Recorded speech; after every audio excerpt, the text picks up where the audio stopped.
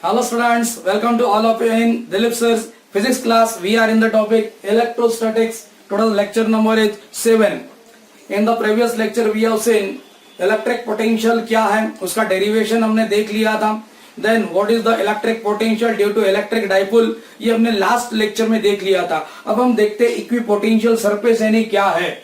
Equipotential surface, अब देखो ये अगर पॉइंट चार्ज है, पॉइंट चार्ज के एक दूरी पे एक अगर हम ऐसा सरफेस निकाले जिस सरफेस पे एट एवरी पॉइंट अगर इलेक्ट्रिक पोटेंशियल सेम है तो इस सरफेस को क्या बोला जाएगा, equipotential surface. It is the surface with same potential at every point. ये ऐसा सरफेस है जहां पे इलेक्ट्रिक पोटेंशियल हर एक पॉइंट पे क्या है, सेम है. ओके स्टूडेंट, अब हम इसके कुछ प्रॉपर्टीज के बारे में डिस्कस करते हैं. देखो properties, no work is required to move the test charge from P to Q. अगर हमको मान लो P से Q तक एक टेस्ट चार्ज को मूव करवाना है, यहां से यहां तक अगर एक टेस्ट चार्ज को मूव करवाना है तो वर्क जीरो होता है. There is no work required for to move the charge from point P to point Q. Means कोई भी दो इक्विपोटेंशियल पॉइंट है तो एक पॉइंट से दूसरे पॉइंट पे टेस्ट चार्ज मूव करने के लिए जीरो वर्क लगता है. ओके, अब देखो इसको थोड़ा सा हम डिटेल जानेंगे. सेकंड प्रॉपर्टी क्या है, अगर P और Q ये दो पॉइंट देखे तो उन दोनों का पोटेंशियल सेम है तो पोटेंशियल डिफरेंस क्या होगा दोनों पॉइंट का, इट विल बी सेम. या हम फॉर्मूला के जरिए देखे तो देखो potential difference is equals to work done upon charge. Okay, देखो P से Q तक अगर ये चार्ज हम मूव करवा रहे हैं तो potential difference of point Q अगर VQ है, sorry potential of point Q VQ है, पोटेंशियल ऑफ पॉइंट VP है, VQ माइनस VP क्या होगा, work done to move charge from P to Q upon Q naught. लेकिन P का और Q का पोटेंशियल क्या है, सेम है. देयरफॉर ये डिफरेंस कितना आएगा, zero. Therefore work done to move the charge from P to Q क्या आएगा, जीरो आएगा. ओके, ये भी हम मैथमेटिकली ये हम प्रूव कर चुके हैं. दूसरा एक तरीका है. अब देखो तीसरा प्रॉपर्टी अगर हम डिस्कस करें तो ये इक्विपोटेंशियल सरफेस पे हर एक पॉइंट पे अगर हम नॉर्मल ड्रॉ करें तो उस नॉर्मल पे ही इलेक्ट्रिक इंटेंसिटी होगा. Electric intensity will always normal to the equipotential surface. किसी भी पॉइंट पे अगर हम ये इलेक्ट्रिक इंटेंसिटी ड्रॉ करते हैं तो इलेक्ट्रिक इंटेंसिटी क्या रहेगा, हमेशा नॉर्मल. नॉर्मल का मतलब क्या हुआ कि परपेंडिकुलर होगा. देखो ये परपेंडिकुलर होगा इस तरह से. ओके, यहाँ पे अगर हम ड्रॉ करेंगे तो क्या होगा, इस पोटेंशियल सरफेस को, इक्विपोटेंशियल सरफेस को perpendicular means eight every point electric intensity will be perpendicular. अब हम वर्क डन का फॉर्मूला आपको दूसरे तरीके से समझाते हैं. सपोज ये जो यहां से यहां तक, अगर यहां से यहां तक एक चार्ज है उसका हम मूव करवा रहे हैं through a distance dx. Okay, ये dx का डायरेक्शन है एंड ये डायरेक्शन ऑफ इलेक्ट्रिक इंटेंसिटी है. Q नॉट मान लो कि एक यूनिट पॉजिटिव चार्ज है तो यूनिट पॉजिटिव चार्ज मूव करने के लिए कितना वर्क लगेगा, इलेक्ट्रिक इंटेंसिटी इंटू डिस्प्लेसमेंट. यानी क्या है, electric intensity force into displacement भी लिखा तो भी चलेगा. देखो ये E इज इक्वल टू क्या है, F अपॉन Q नॉट है तो Q नॉट का वैल्यू 1 डाले तो ये फोर्स ही हो गया. फोर्स का ये डायरेक्शन है. यहाँ पे इलेक्ट्रिक इंटेंसिटी की जगह फोर्स भी लिखा तो भी चलेगा, फोर्स इंटू डिस्प्लेसमेंट. लेकिन इन दोनों में एंगल कितना है जरा देखो, 90 डिग्री है. cos 90 कितना होता है, जीरो. देयरफॉर हम ऐसे प्रूव कर सकते हैं work done to move charge along the equipotential surface always zero होगा. ओके, अब यहाँ पे जो दो इक्विपोटेंशियल सरफेस, अगर दो इक्विपोटेंशियल सरफेस है वो एक दूसरे को इंटरसेक्ट नहीं करेंगे, दे विल नेवर इंटरसेक्ट. ये इक्विपोटेंशियल सरफेस है, उसका भी पोटेंशियल यही है तो ऐसा इक्विपोटेंशियल सरफेस कभी एक दूसरे को इंटरसेक्ट नहीं करेंगे. They will lie parallel to each other, always remember, या lie along one surface. Okay, and ये जो इक्विपोटेंशियल सरफेसेस है ये हमको direction and magnitude of electric field देते हैं. Okay student, in this way these are the properties of equipotential surface. एक बार फिर से देख लो, इक्विपोटेंशियल सरफेस क्या है, it is the surface with same potential at every point, उसको बोला जाता है इक्विपोटेंशियल सरफेस. उसके properties, no work is done from moving the charge from one place to another place in equipotential surface. क्यों? क्योंकि potential difference in between the any two point always क्या होता है? जीरो होता है. जीरो होता है तो इसलिए वर्क डन हम प्रूव किए कि from to move the charge from P to Q it is always zero.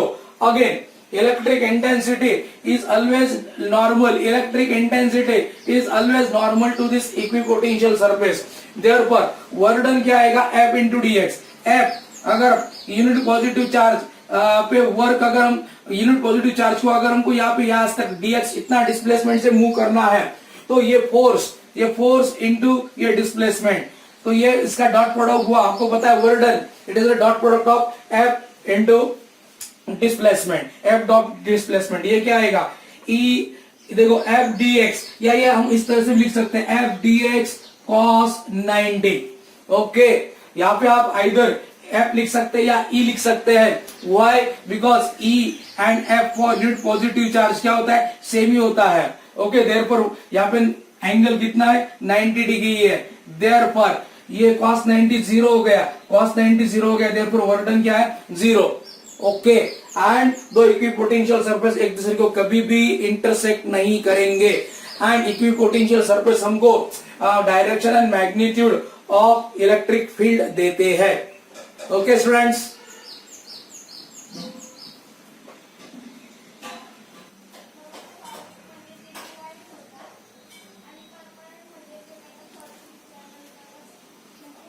Okay अब हम एक नया डेरिवेशन देखते हैं. Electric potential due to system of charges.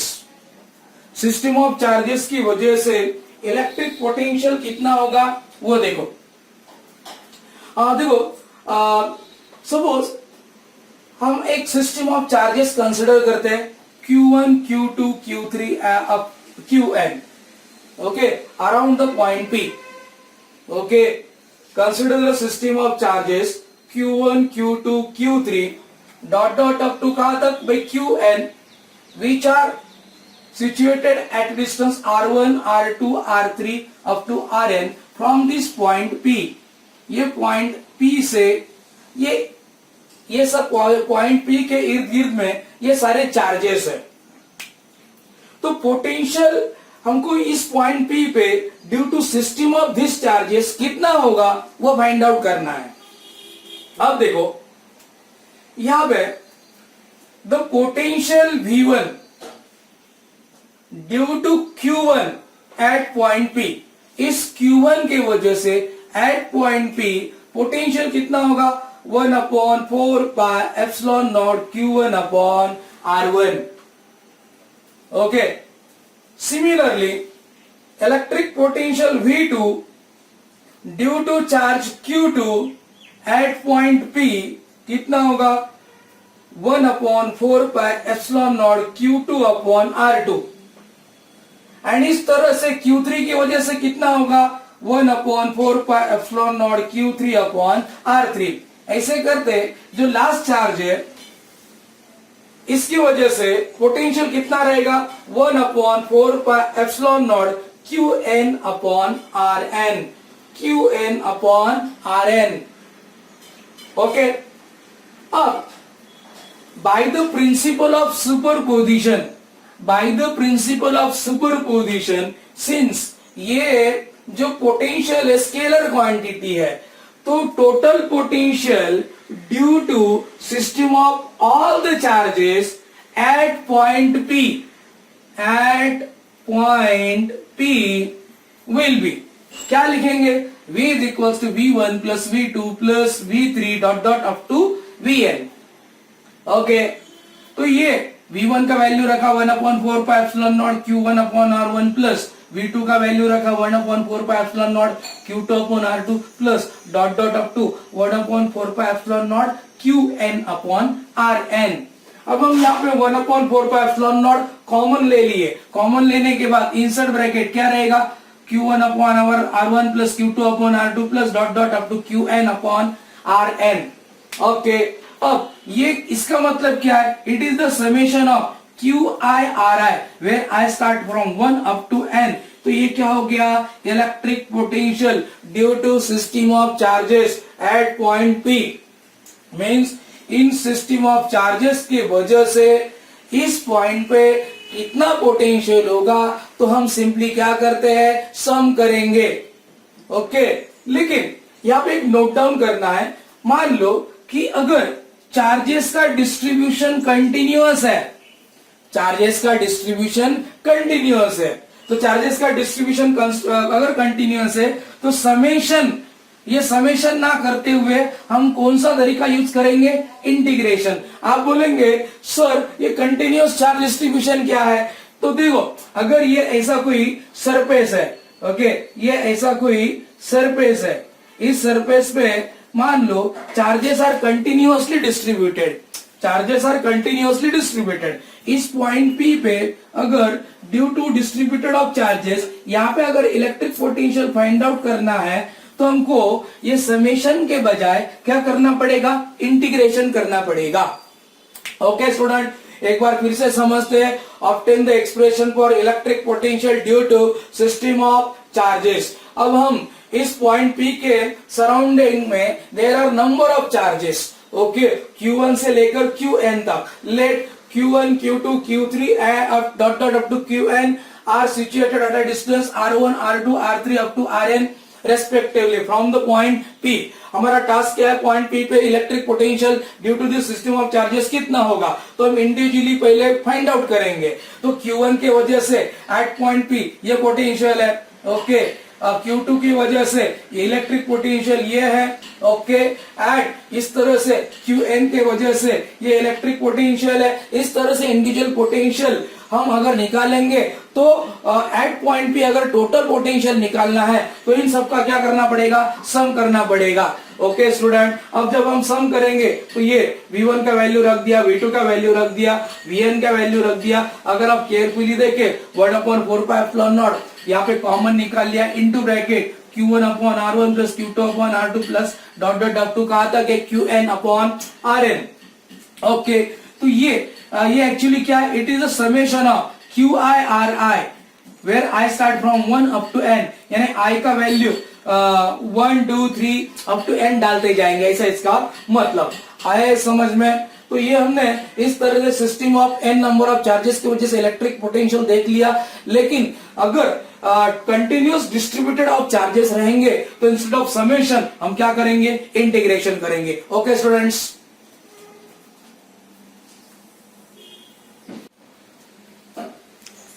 हाँ ओके स्टूडेंट्स, अब देखो इक्विपोटेंशियल सरफेसेस को हमको किस तरह से पहचानना है, ड्रॉ करना है, ये देखते हैं। Identification of equipotential surface. अब देखो पॉइंट चार्ज रहेगा, सपोज ये पॉइंट चार्ज है, तो पॉइंट चार्ज के अराउंड में अगर हम इस रेडियस का एक स्फीयर ड्रॉ करेंगे तो ये जो स्फेरिकल सरफेस है दैट इज इक्विपोटेंशियल सरफेस। और बड़ा अगर रेडियस ड्रॉ करेंगे ये भी इक्विपोटेंशियल स्फेरिकल सरफेस है, ये भी इक्विपोटेंशियल स्फेरिकल सरफेस है। यानी अगर हम कोई भी रेडियस का एक स्फीयर ड्रॉ करेंगे तो that sphere surface around that charge will be the equipotential surface. अब लाइन चार्जेस है, लाइन चार्जेस है, ये एक वायर है, वायर पे चार्ज है, तो इक्विपोटेंशियल सरफेस कैसे ड्रॉ करेंगे, एक सिलेंडर ड्रॉ करो ऑफ सर्टेन रेडियस, तो सिलेंडर 1 का सरफेस जो है इक्विपोटेंशियल सरफेस है। सिलेंडर 2 का सिलेंडर 2 जो है उसका जो सरफेस है दैट इज इक्विपोटेंशियल सरफेस है। इस तरह से ये इक्विपोटेंशियल सरफेसेस है। अब हम अगर यूनिफॉर्म इलेक्ट्रिक फील्ड दिखाए, uniform electric field you know it is shown by equidistance and parallel line. तो ये इक्विडिस्टेंस एंड पैरेलल लाइन अगर होगा तो ये सरफेस इक्विपोटेंशियल सरफेस है, ये सरफेस इक्विपोटेंशियल सरफेस है। इस तरह से अगर हम यहाँ पे प्लेन सरफेसेस बनाते जाएंगे तो they will be the equipotential surfaces. Okay students,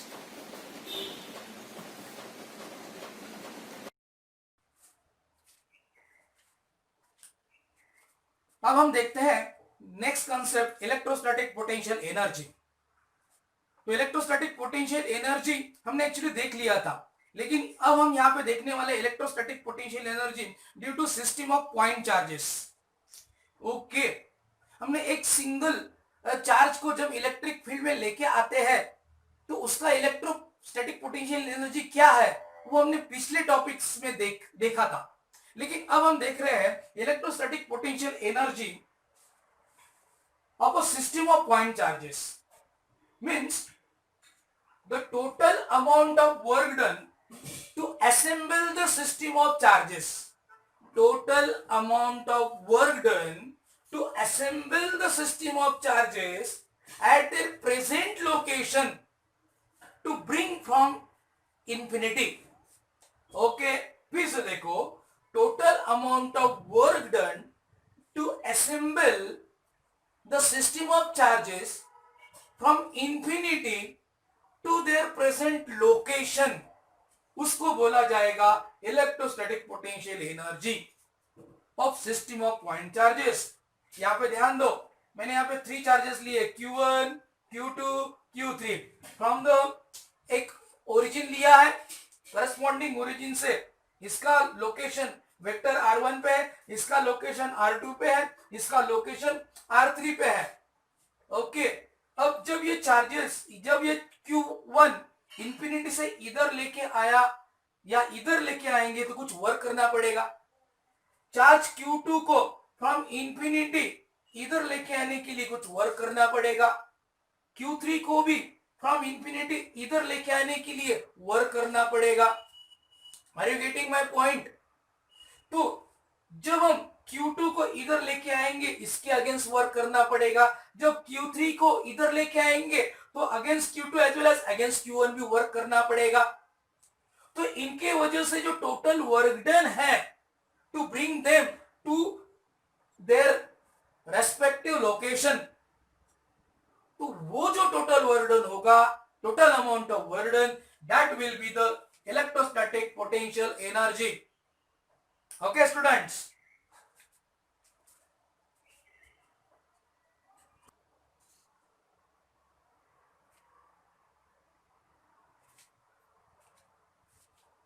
okay अब हम देखते हैं expression for electrostatic potential energy for two system of point charges.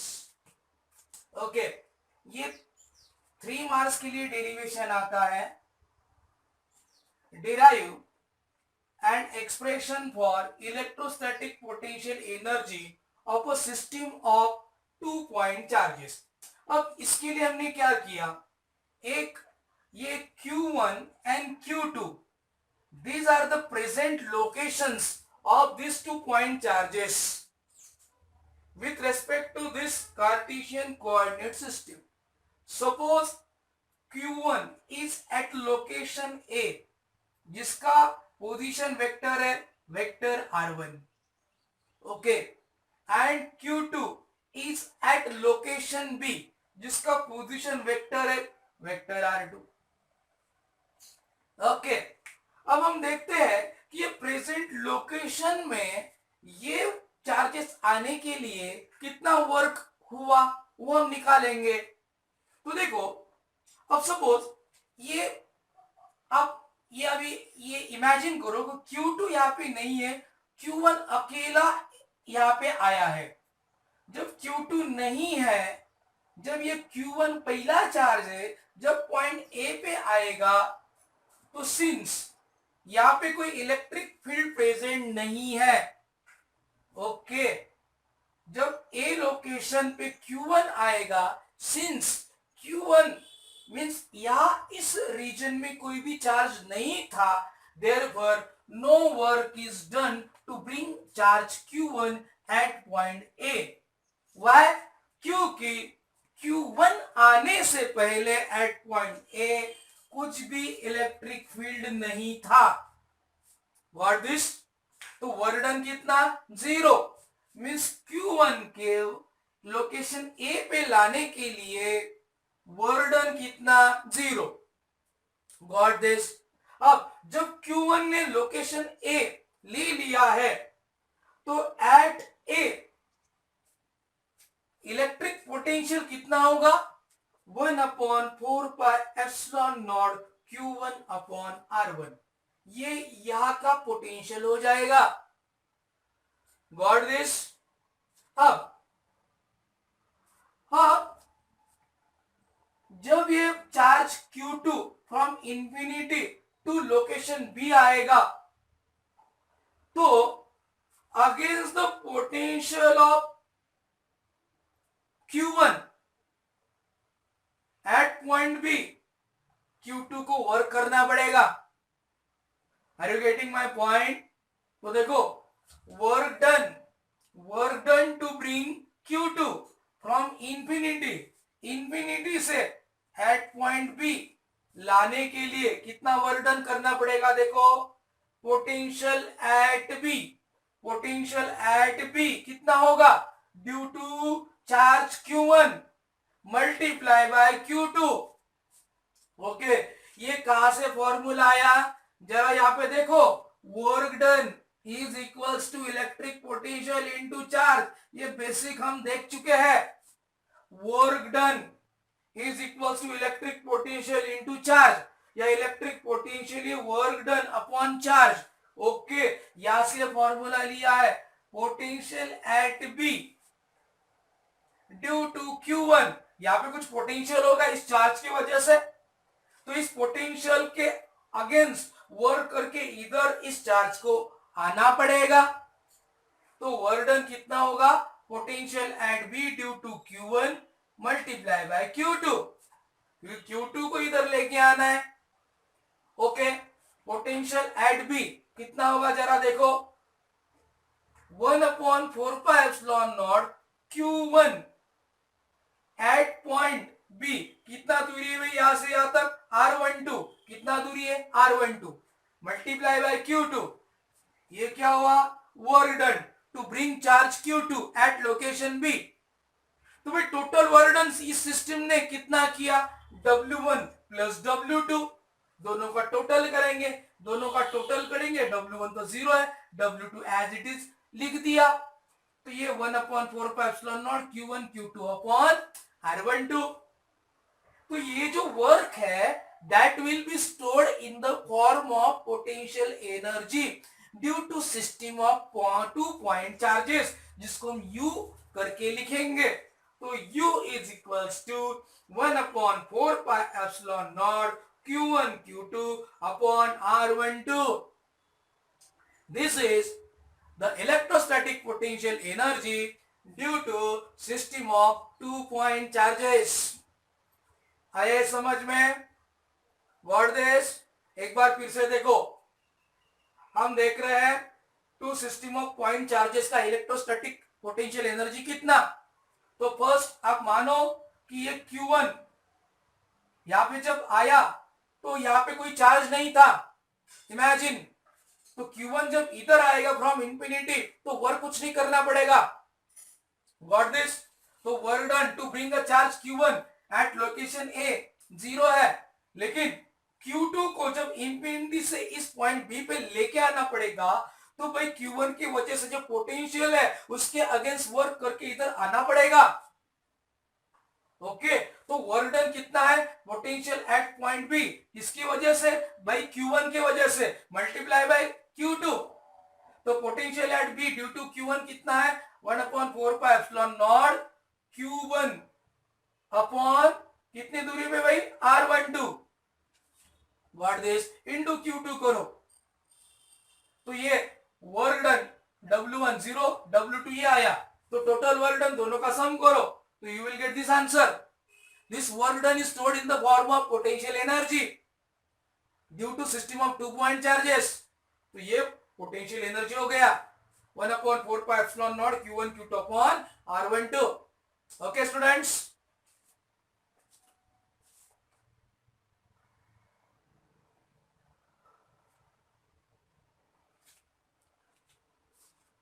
okay, let us see the expression for potential energy of a system of n point charges। देखो हमने 2 point charges लिए थे, अब हम n पॉइंट चार्जेस के लिए जाएंगे। Suppose इस कोऑर्डिनेट सिस्टम में फ्रॉम दिस ओरिजिन ये there are n number of charges. कितने चार्जेस है? n number of charges. Q1 at location A, Q2 at location B, Q3 at location C। In the similar way से number of charges Qn okay इस location पे है। Okay,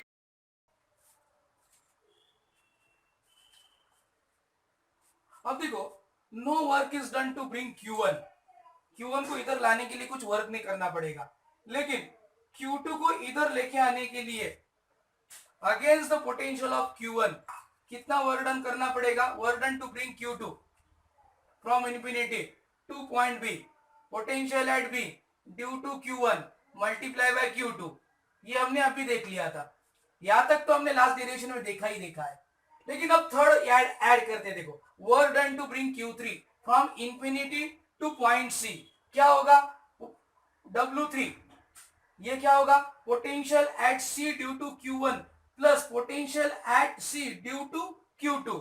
means Q3 को इधर आने के लिए Q1 के अगेंस्ट भी वर्क करना पड़ेगा, Q2 के अगेंस्ट भी वर्क करना पड़ेगा। Potential at C due to Q1 कितना आएगा? 1/4πε0 Q1 upon R13, Q1 upon R13। देखो ये R13 है, यहां से यहां तक कितना? ये R13 plus potential at C due to Q2, potential at C due to Q2 1/4πε Q2 upon R23 into Q3। इस तरह से ये हमने W3 निकाल लिया। सो ऑन हम करते जाएंगे।